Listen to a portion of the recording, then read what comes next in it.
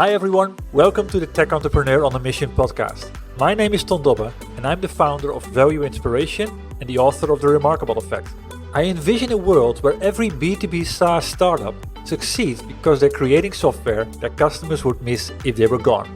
And here's why. Research consistently shows that 90% of all startups fail, and that's bad. What's worse, however, is that 75% of SaaS scale-ups fail, companies that are supposed to have product market fit. Far too few scale-ups create the traction they aspire for and fail for the wrong reasons. And I believe this should stop. And hence I created my business. And the goal that I have with this podcast is twofold. First, to inspire new forms of value creation by sharing compelling ideas and stories about the potential that we can unlock when technology and people blend in the right way. Secondly, share experiences from tech entrepreneurs like you about what it requires to create a remarkable software business and how to overcome the roadblocks to do so. The guest on my podcast today is Rami Darwish, founder and CEO of Error Labs. I used to work for, Fortune 500 corporate companies in the tech space, and I was working on large projects that would cover like an entire city, for example. So a safe city project or an integrated city project. And we had a lot of tools, right? To, everything from, video wall tools to access to databases and information in real time. But when you're doing a large city or you're doing a city type project, you're interacting with the real world. You're not sitting in a bubble. You're interacting with people, with workers in the street, frontline people that either are providing you valuable information or you need to provide them valuable information. I realized while I was doing that, oh my God, as soon as we want to get information out to the frontline or get information from the frontline back into the HQ, everything stopped being digital and became manual. Rami is a founder and entrepreneur in digital technology for the enterprise and B2B segment. He has a deep understanding of business growth and scale strategy. He's an expert in workforce management and digitalization of the field operation. And beyond that, he has a deep understanding of mobility in the enterprise. In 2011, he founded Error Labs, a company that envisions a world where employees and in particular deskless workers can connect, collaborate, and perform at their highest potential with minimum intervention to their workday. And that inspired me, and hence I invited Rami to my podcast. We explore what's broken in the world of the deskless worker and how this negatively impacts efficiency, accuracy, customer service, and even safety. Rami shares the approach that they've taken to enable those field workers to deliver their best work in the toughest conditions. He also details what they did to not only survive the pandemic themselves, but actually come out stronger as a company. Last but not least, he shares his experiences around creating momentum, especially in a market that hasn't got a change or a growth mindset. By listening to this podcast, you will learn 4 things. Firstly, how to avoid wasting lots of energy, time and money by focusing your efforts on people who believe what you believe. Secondly, why you should always strategize about the 2 or 3 moves ahead. So plan early and do a lot of executive steps ahead of time. Thirdly, that there is a fine line between being capital efficient and missing an opportunity, so take chances. And fourthly, why every opportunity should always start with the simple question, do I firmly believe in this? Well, hi Rami, thank you for making the time today and being a guest on my podcast. Thank you, Ton. It's great being on your podcast. Thank you for having me and allowing me to share my thoughts. Yeah, I've been looking into your company, and when I got introduced to you by someone else, that was a nice referral. The instant thing that I saw was that it's a great fit with the purpose of my podcast. And that's why I decided, okay, let's plan this interview because it's a story worth amplifying. Before we start and talk about your company, Error Labs, a little bit about you. You've listened to a couple of my podcasts, so you know the drill there. If you had to describe yourself as a tech entrepreneur, what characterizes you there? It's always an interesting question when you're self-reflecting, but I definitely aspire to be somebody that makes waves, that's able to make a change and impact lives in a positive way or make something easier for people that was more challenging. So a little bit of a dreamer, maybe a little bit of a rebel, to some extent in terms of Nice. challenging the status quo. So I think it's a combination of these things, I would say. Fantastic. A man to my heart. Well, making waves, just because this is the whole topic of my book.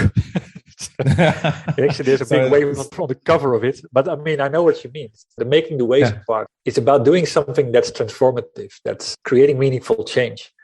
And for that, you have to sometimes be a rebel, because you have to do things in a different way, not improve something that's already there, because that's way harder. And that's all about challenging the status quo. I like that. Glad you brought it up. So talking about making the bridge to your company, Error Labs, what are the big waves you try to make with that company? What's the big idea behind it? Yeah, thank you for asking me that question, Ton. I think it's a topic that I'm deeply passionate about and I care about a lot. And it all started, I used to work for, Fortune 500 corporate companies in the tech space. And I was working on large projects that would cover like an entire city, for example. So a safe city project or an integrated city project. And I worked on a number of different cities in my region in MENA. I was an architect. I was a solutions architect. So my job was to pull everything together, right? Pull the data from different sources, architect a solution that delivers a centralized, let's say, pane or picture to the stakeholder on how their city is doing. So that's what I used to do. And while I was doing that, we had really a lot of digital tools in terms of, for us sitting in the back office. I call it the back office, but basically us sitting with, in places that have systems with access to data and technology and etc.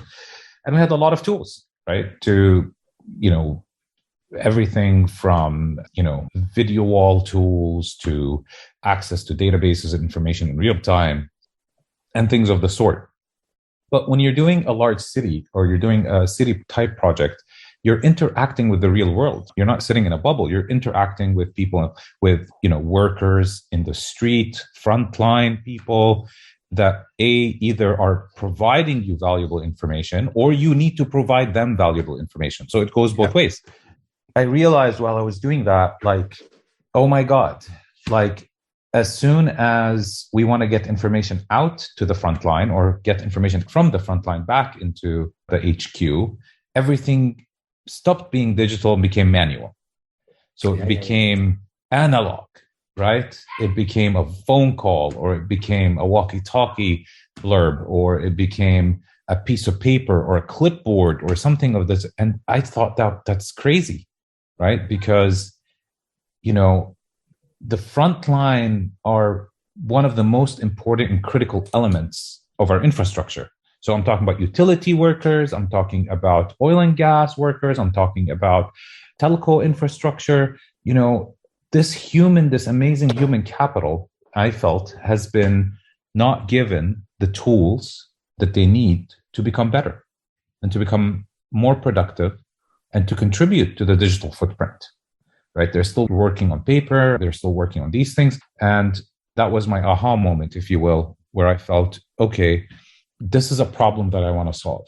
And because of the nature of my job, I spent a lot of time in the field with those wonderful, amazing people that because of them, we get service delivered, whether it's, your internet is connected, your gas is connected, whatever. So it's because of them. And when I spend time with them and I see them, fiddling around with paper or clipboards and not being able to communicate, not finding out about a problem until later on, causing them to spend more time working. I mean, it was just crazy.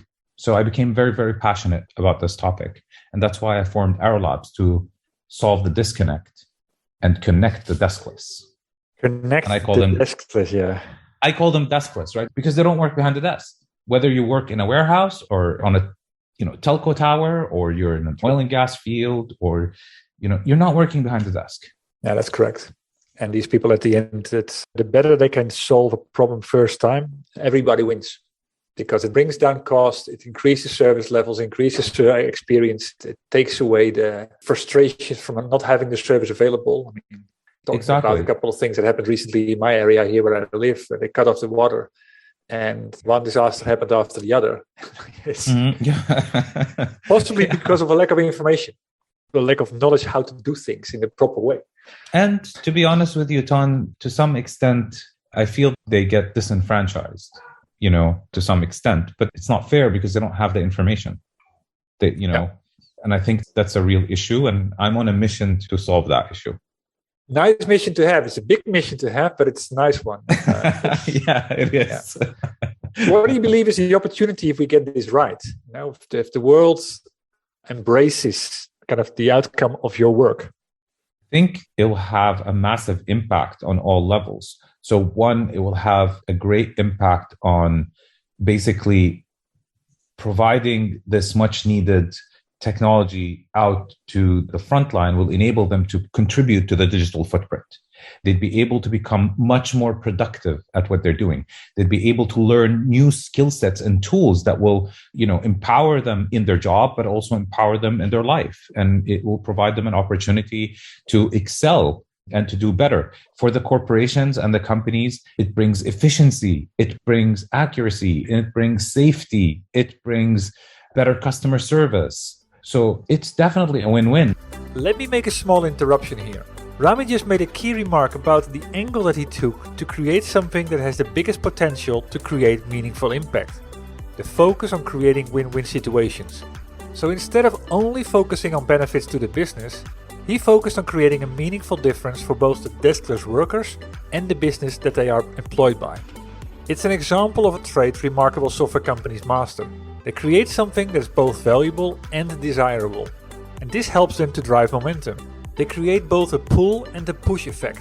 It creates solutions so powerful that users don't want to do without them anymore. And at the same time, it helps the business to gain competitive advantage. And you can master these traits as well. And I've got various options for you to start. Just go to valueinspiration.com to learn about the masterminds and the work streams to put the fundamental building blocks in place to fast track the growth of your software business.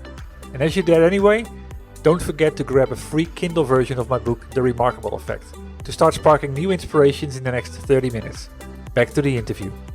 And listen, don't get me wrong. I understand there were technological limitations that existed before that prevented this kind of wave from happening.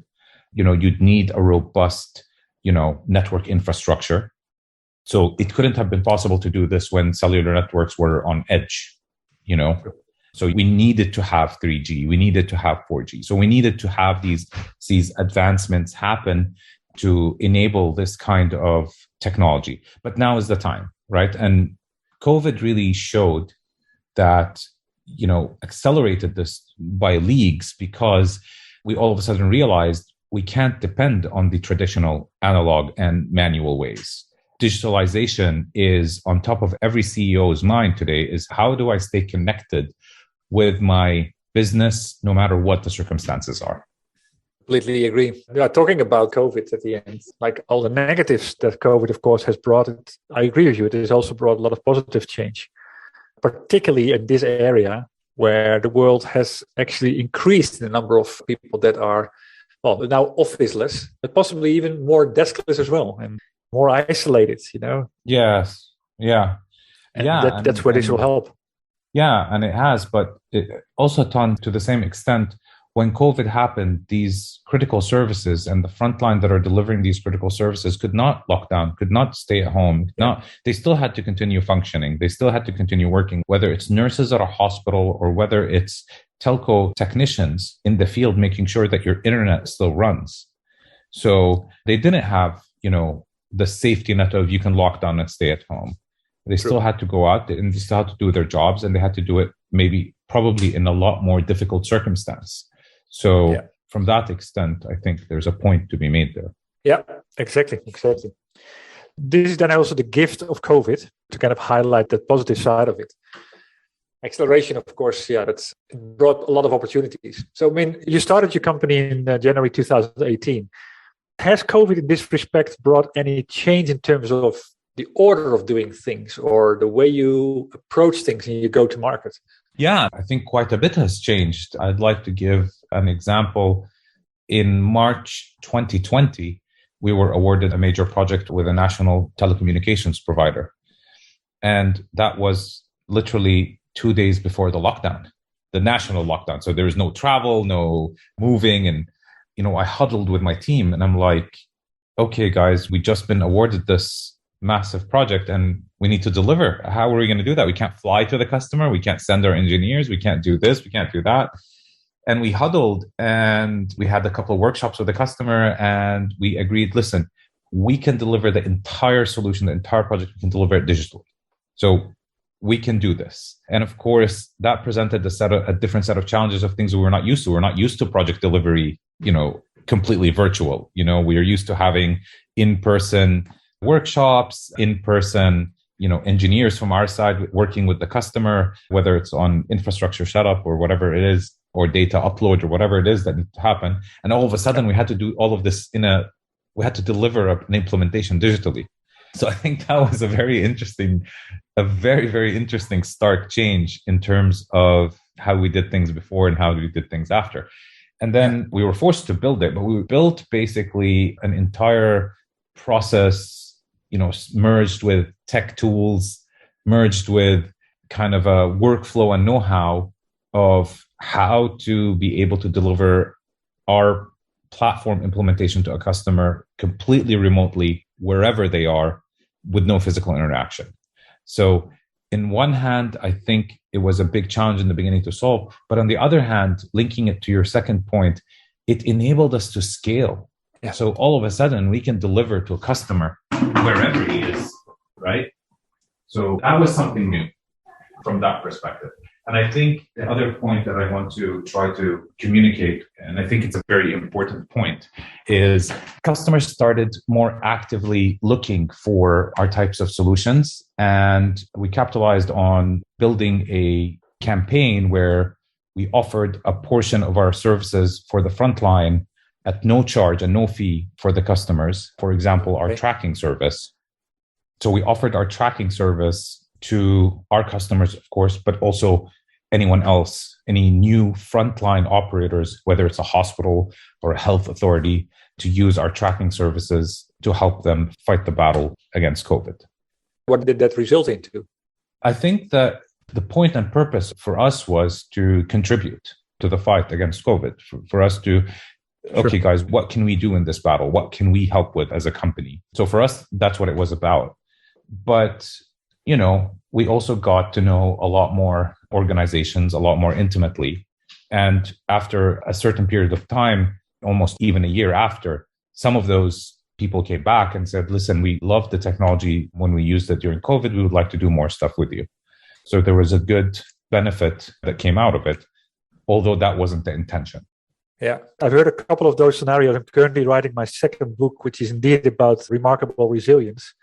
It's like, how do you not only survive a crisis like we've just seen, but actually get better out of it? And I think you've just highlighted two very important points. One, care for your customers, help them get through that time, and then it will pay back in one way or the other after that. The other is at the end, embrace the change, do what's required. And what you now see is that now with the capabilities that you've developed in the meantime, you've become more scalable. And that's how the company has actually become stronger. Strong story. I'd like to wind back a little bit on the journey that you've been through in the last 3 years, almost 4 years. Mm-hmm. You start with the big idea that you've talked about that. Then you decide on, okay, how are we going to tackle this? Because, talking about the size of this is a massive global problem. How did you decide where to start? And how did you approach this in terms of the decisions that you made? Wow. Okay. That's a great question. I'm going to try to streamline the answer as much as I can. Started really, it was a massive undertaking. I knew we were solving a big problem. I knew we were solving a problem that probably existed at a global level. I didn't know at the time how much the size of the problem was. So I knew it's going to be a problem that probably applies to many geographies. But I didn't really have a sense to the size of the problem at that time. So it really was humble beginnings. When the ecosystem where I'm at is fairly nascent in terms of startup entrepreneurial ecosystem, it's just gaining traction in the last couple of years. So it's still a developing ecosystem. So in a way, when I started, I didn't start building a startup. I started building a company, if that makes any sense. Yeah. I started building a business, essentially. And because I was connected to the world, to a specific world of from my, dealing with public sector and from my corporate life, I started speaking to some of those customers that I used to deliver, work for. And I said, hey, I have an idea about doing something like this. What do you think? And the beginnings were, we had a couple of early adopters that said, that sounds like a good idea. That sounds like something that we're looking for. Actually, we're thinking about how to solve this. Like, it's so complicated. And I said, well, listen, I think I'm working on something. And when the time comes, I would like to bring it across. And those early customers were open to it. So I started building essentially and really have access to capital at the time. So it was kind of bootstrapping and, doing it the old fashioned way. And then I hired my first engineer to help me. And we started building together. And then at one point we came up with, I don't want to even call it a beta version. It was something even earlier than a beta. It was something. Let's leave it at that. Yeah. So we took our something and we showed it to a client, one of the early adopters. And he's like, that's interesting. I mean, it's not very pretty, but I think it could work. And that was really the starting point of, I think we have something. And obviously, was there a particular problem that you addressed out of the many problems? Which one did you take? So out of the many problems, we took the problem of, we wanted to focus on the task management problem, right? How do you get information from the back office to the front line? This is what needs to be done. This task needs to be executed, and being able to get the information to that frontline person. This is what needs to be done, and this is the information we need to collect back. And I think that's the first one we started looking at. And that was really the starting point. From there, it was like really an R&D project at the time. So I can't really say we had a product, we had any, it was really just R&Ding. And we were, building as we go. As we are kind of deploying in the early adopters, we were building up our solution. And up to a certain point in time in 2018, when we reached a stage where, okay, we have a beta, we have something that we can take to a wider market, and we have something that's enterprise accepted. So when you're doing a B2B business, Ton, I'm sure your background, what it's like. When you're selling in an enterprise, it's very, very different to selling to any other sector. And when you're selling to large enterprise, it's very different than selling to, small businesses. So enterprise have certain criteria and requirements of certain level of robustness of anything they're going to implement. And you had to be there, because if you don't have that, it doesn't matter how good what you have is, it won't fit in. It won't be. Yeah. So in 2018, we raised our seed round once we realized, okay, we have something. And we raised it with an amazing VC called Global Ventures. And they believed in us. They believed in what we were building. And we were a very small team. We were like 3 people at that point. Yeah. And that's a good part. That's you got the proof points. Yeah, you got traction with a couple of early adopter customers. That's a good starting point to say, okay, we're onto something. We now need some help to prove the validity of this on a larger scale. What decision in this whole process appeared to be really important for the success that you have right now? Perseverance. I know it might sound like a cliche, but no, perseverance can do amazing things for a human being. And being perseverant about what you want to accomplish, in my story, in my case, it's been one of the most important things that I had in my arsenal. Yeah. And because as you go in this journey, Ton, I'm sure you've heard these many stories and you've probably been through a few yourself, is, there's a lot of... Every single week. Every single week, exactly. There's a lot of doubt points in an entrepreneur's mind. You always question things and you always think, am I doing the right thing? And you have a great team around you. That's super critical. And I think that was the best decision I made, was how much attention I paid to bringing on the right team, because you need the right team. And the second thing was being perseverant and believing in the vision and believing in being able to make this disruption. And there was a lot of resistance. You're introducing something new to sectors that have not been revolutionized in the last 40, 50 years. People have been doing the same thing the same way for the past 40 years. So completely agree. That's like, you talked about your characteristics in the beginning: making waves, change, impact, rebel, with all of those things, you're breaking X. Yeah. and people don't like that. No. And they're going to tell you wrong. They're going to tell you you're stupid. And then you can't do this. This is much too big. And I hear these stories every single week. The CEOs that I work with, the mastermind that I'm driving, because they're all doing something that's not been done before. Exactly. People haven't got a picture of something that they can relate it to. And therefore it seems frightening. Exactly right. Yeah. And there was a lot of resistance along the way, but that's the truth. Like you said, Ton, that's the truth to anything new. Yeah. Is there will be resistance and there will be friction, and you just have to plow through it. Yeah. Well, then my next question is likely going to be an open door, but what has been the hardest nut to crack on this journey? I don't know if I can narrow it down to one particular nut, because it's more like there was a couple of nuts and they were all equally challenging. So one, we had to deal with, one of the hard things to do is to change a mindset. So exactly, the mentality of a potential customer that you're talking to, because you're doing two things, right, Ton? One, you're going to him not as IBM or Google, right? You're going to him as this little startup company in your backyard that's coming to try to put a piece of technology in your ecosystem that requires a behavioral change in how you do your business. So I think, you're creating an effect of a change of mentality, and you're doing it, at the same time, simultaneously, you're creating a new market space, because, this didn't exist before. There wasn't like a mature market and there's 10, 15 or 20 players in the market, and the markets have been developed and the customers have been educated.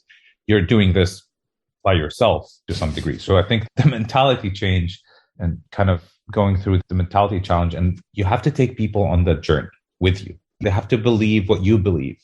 Yeah. And just like you do it with a VC, you have to do it with a customer, right? You have to see where they're coming from. You have to understand where they're coming from. As could be frustrating sometimes. I'm not going to lie. It could be frustrating, but you have to take them on that journey, and they have to get there on their own pace.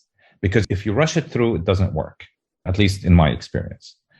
So I think that was one side. The other side, of course, was access to capital. I mean, that was an enormously difficult problem. In probably maybe not much of a problem in some other ecosystems, but in our ecosystem, that was definitely one challenge of access to capital.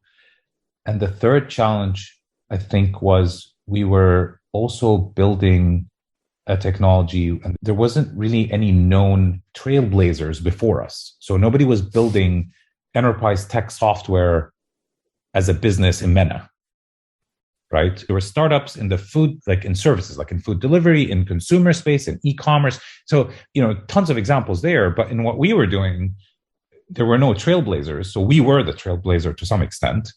Yeah. And that's always more difficult when you're, raising capital. Exactly. The funny thing, however, I hoped you were going the direction, because at the end, I've heard it many, many times. Often people think that the hardest nut to crack is the technical one, and it's not. This was all about people, and more people. So how funny is it that actually the biggest hurdle to jump in order to get to a better world at the end, technology-wise, and embracing innovation is about, embracing it ourselves. Yeah, absolutely. I like the challenge. Sure. I like being put in challenging situations and trying to figure out how to, navigate in those situations. And definitely, a paradigm shift to change somebody's mentality about something, about a technology, about a practice, changing the way you're doing something, it's part of the process. It's something that I like working with people. So it was a challenge, but it was a challenge that I embraced. It did immediately kind of drills up a lot of more questions, but getting people on the journey, changing their perspective, making them buy into this and making them want to be part of that journey. What has been some lessons learned from your end? What worked best and what didn't work at all that you expected to work? In that particular area of getting people on the journey. And yeah. So, I think that something critical that I learned, that the person you're talking to has to be ready. They have to be ready to go on the journey. They can't be forced to go on the journey. And you need to kind of take them there on a step-by-step. Some people we talk to are ready to go on the journey. They've reached a conviction of some sort that we need to change. We need to change the way we're doing things. And we can't be doing things the same way we're doing them. They might not know that your way is the best way, but they're ready for a change. They're ready to embrace talking about a change. Others, not so much. Others are not there yet. And what I've learned, if somebody is not there yet, you can't force it on them, right? You have to take it step by step. And I think that was a very, very valuable lesson. It helped us as a company become a lot more efficient in how we do things. Very valid point. I mean, I actually had a conversation yesterday earlier this week, Wednesday, with Ryan Falkenberg, who's he's got a part of a case study in my book. He read the book together, this time also with his co-founder, the head of sales. And they also realized that they sort of fallen in love with their own solution. So taking things from the technology side and trying to convince everybody that the solution was great, where what they really needed to focus on was validating the size of the problem.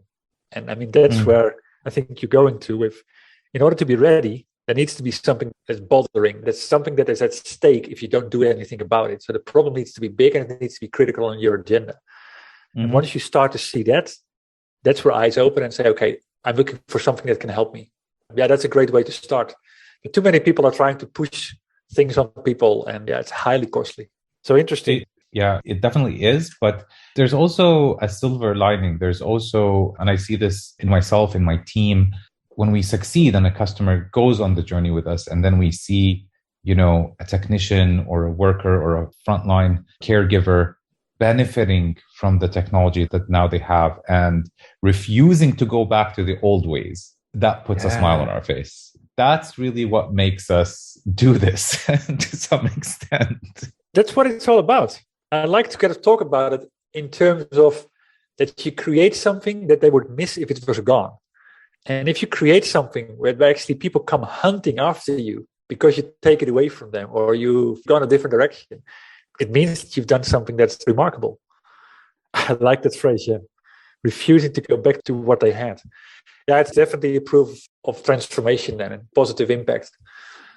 Let me see. I mean, I just wrapped about my book. I wrote this book, A Remarkable Effect, and it highlights the 10 traits that define remarkable software businesses. I'd like to get your perspective on this, because you also talked about the fact that you started this whole journey not from Silicon Valley, where there's all the support and all the infrastructure and all the ecosystem and all the support you can possibly think of in order to start a business or a startup. What do you believe are critical traits that you need to have in order to create something that people keep talking about? In my personal opinion, you need to be doing this for a reason, right? And almost every entrepreneur I know is not an entrepreneur because they want to create a business. They're an entrepreneur because they have an idea in their mind that they want to make a reality. So I think that's super critical, that you need to believe and have the passion and the drive of what it is that you want to make a reality. Because at the end of the day, what entrepreneurs are doing all over the world, whether they're in Silicon Valley or in MENA, what entrepreneurs are doing, they are creating ideas and translating those ideas into new things in our world. And I think that's critical. You have to have that, right? Because from that comes a lot of other traits that you need along the way. From that comes the perseverance, from that comes the passion, from that comes the drive, from that comes. So it's this urge and need to create something that makes an impact. So I think that's one. I think you need to have experience. You need to either have life experience, some sort of business experience to a certain level. I'm not saying you need to, reach an executive level position before you do something, but you need to have, because at the end of the day, it is a business world. And if you don't have the experience, you need to surround yourself by people you trust that have that experience, because it's super important as you build a business. I think it's one thing to build a piece of technology. It's a whole different thing to make it a product, productizing something and commercializing something and making it a business. So I think there's a strong distinction there that we need to pay attention to.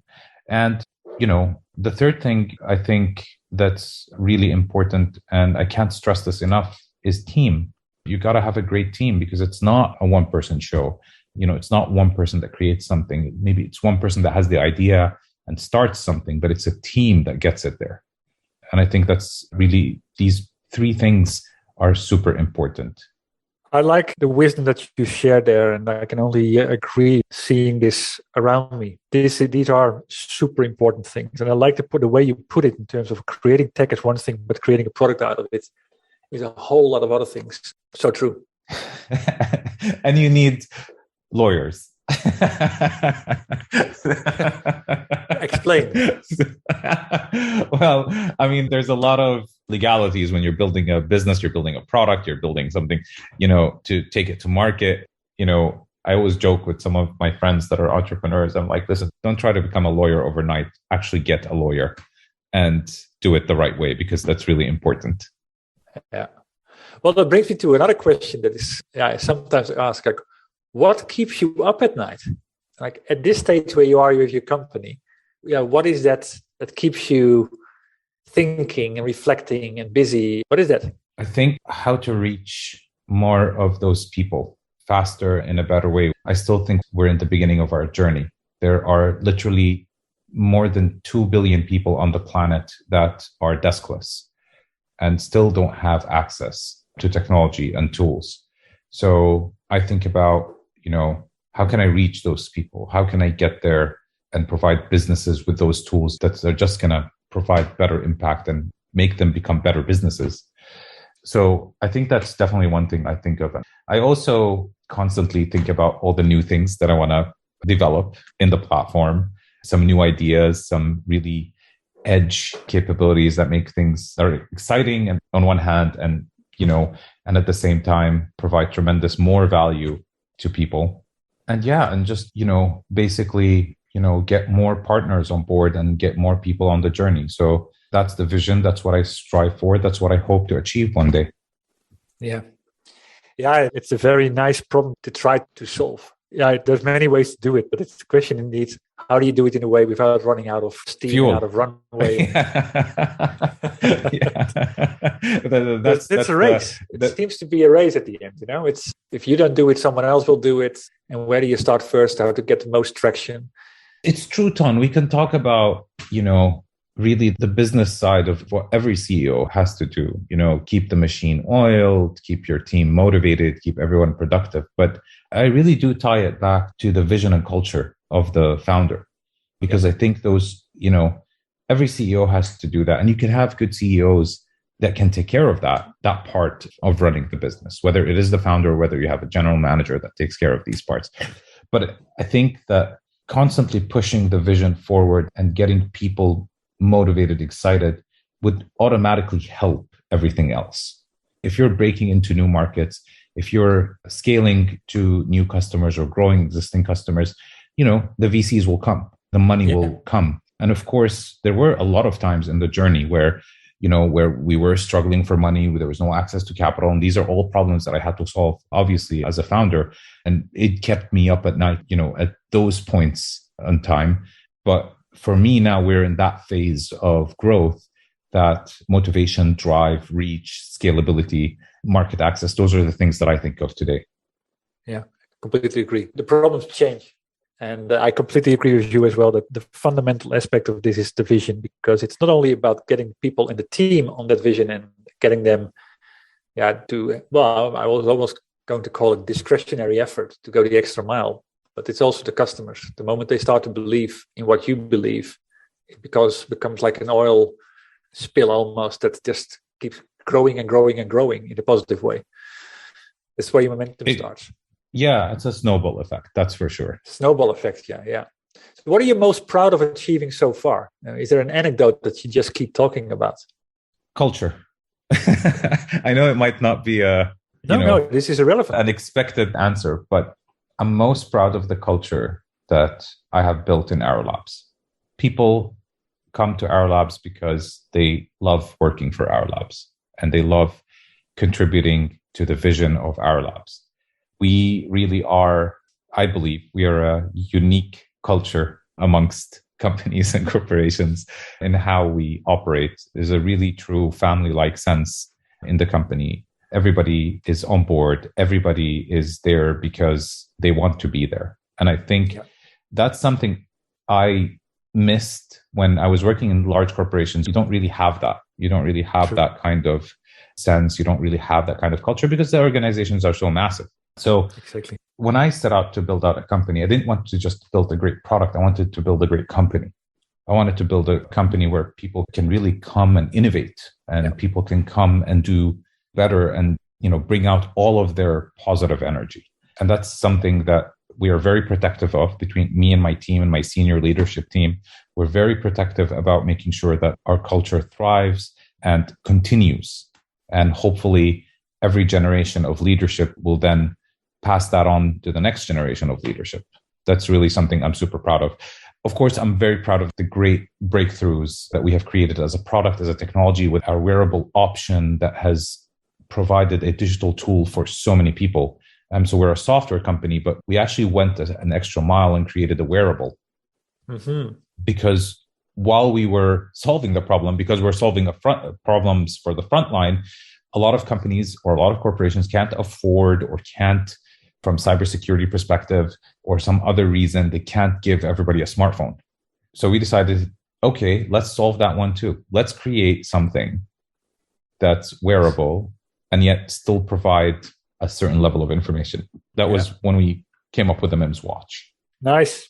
That's breakthroughs. That's what it's all about at the end. The things that people talk about and the things that actually make a leap in change and in impact for people. And doing it in a way that's different rather than taking the limitations of, for example, mobile technology and smartphones, do it in a radically different way. And wearables, indeed, it's something that a lot of people don't think about, but they can provide great value. It's exciting. It's very exciting. Yes. And also what you can get back out of that. Out of all the lessons that you've learned and the tidbits of wisdom that you've gained over the years developing and creating this company, what is a do and what is a possible don't or advice that you would give to other CEOs that aspire to take things to the next level as well? I mean, I think that, from my humble experience, I'm still learning a lot and I'm learning every day, just like everybody else, but just sharing my thoughts and my experience. I think, strategize about your next 2 moves and 3 moves ahead. That's something that I like to do. So just to give you an example. So if I wanted to break into the UK market, for example, in 2 years' time, that'll be something that I'll start planning for, strategizing for today, start looking at networks today, start putting my foot on the ground, start planting some small flags in that country, start building consensus in the community. So I always found it better to plan early and really do a lot of small steps way ahead of time than doing bigger steps closer to the time. So if that makes any sense, that's one of the things. That's how I broke into the US market, which then led into us getting a foothold in the US all the way from MENA. And then we were very excited and thrilled that our Series A in 2021 was led by Tim Draper from Silicon Valley, who believed in what we're doing. So, and that couldn't have happened if in 2018 I didn't start planting flags in the United States. So I think definitely thinking ahead and taking small executive steps ahead of time is really important. I think also being capital efficient is important, but there's a fine line between being capital efficient and then missing an opportunity. So I've always learned the saying goes, get the biggest bang out of the buck. So getting the most out of the dollar, but also not missing the boat and not missing the opportunity and investing in things that might look a little bit risky, but have a great reward at the end. So take chances, I guess, is what I'm trying to say. I took a great gamble with the wearable and introducing a wearable, but I believed in the problem because we're a software company and all of a sudden we're introducing a wearable.